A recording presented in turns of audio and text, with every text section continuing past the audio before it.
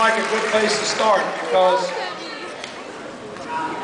first, for the young people here, I know these are tough times for you, but let me remind you, 40 years ago when Robert Kennedy was here, this country was going through tough times, and he didn't have long to live. That's true. A few nights ago, I was in North Carolina campaigning with Robert Kennedy Jr., who introduced me by saying that Hillary holds the same seat in the United States Senate his father did, and is his worthy successor in this campaign for president because she's in it for the only legitimate reason anyone should ever run for president, to empower the American people. I'm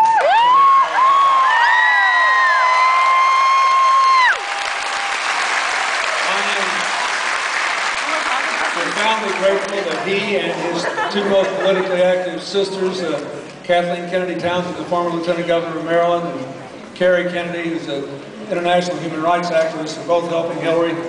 And I'm also very grateful for the support of your governor, who has been a very good supporter and advisor.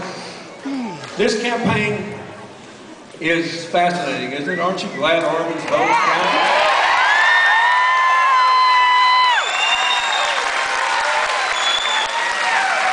Don't you think every vote should be counted?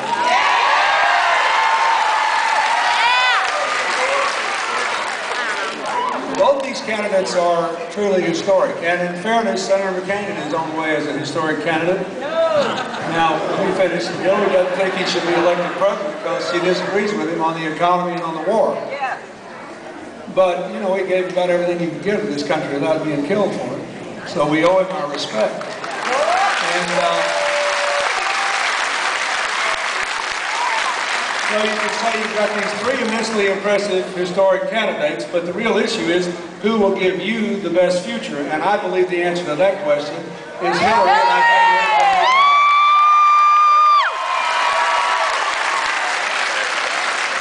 First of all, her vision of America is very different from the America you're living in.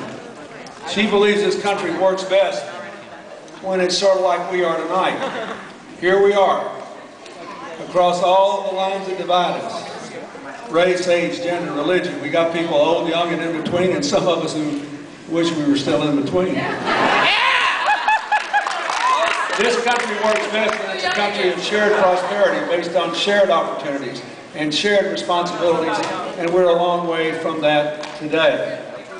So the question is, how can we get back to that? How can we rebuild the middle class and give poor people a chance to work their way into it again? Give me money! How can we reclaim the future for the young people of this country? How can we honorably end this war in Iraq, bring the soldiers home, rebuild the military?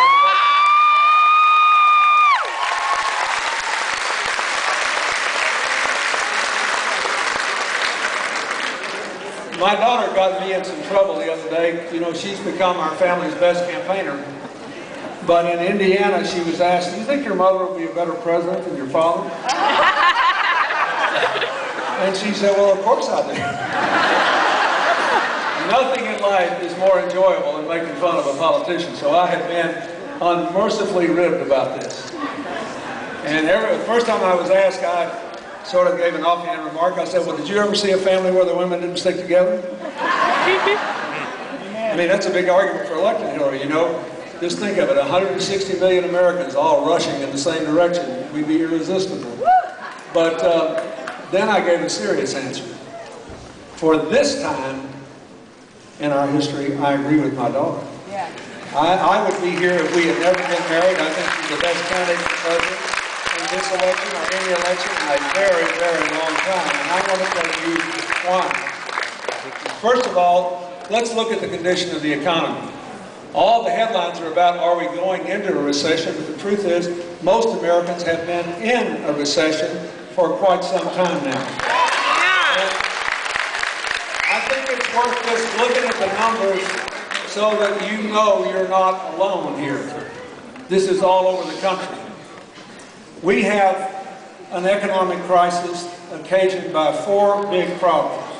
One is this country has no jobs policy. We have no jobs policy. Our policy since 2001 has been trickle-down economics, which has give all the tax cuts to the wealthiest Americans, give all the tax subsidies to the most wealthy interest groups, and wait for everything to shower down on the rest of you.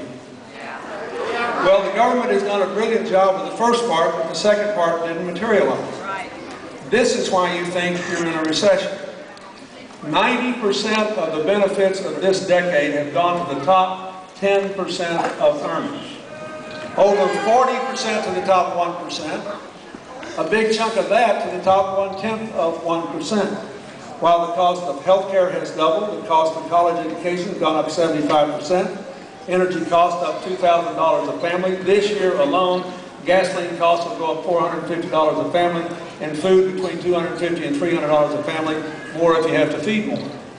Meanwhile,